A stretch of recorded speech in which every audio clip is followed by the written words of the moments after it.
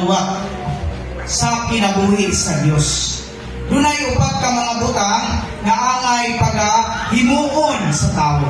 So, una, iliso ang imong kasing-kasing sa Dios.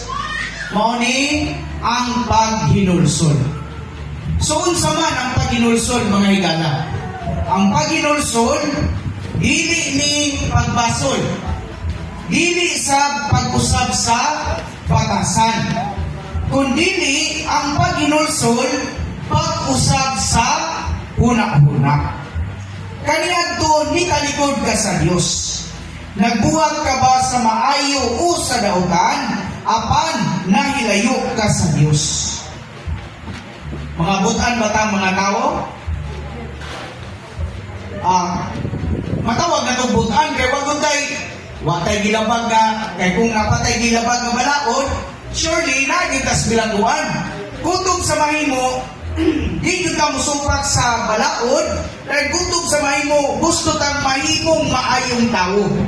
Tama?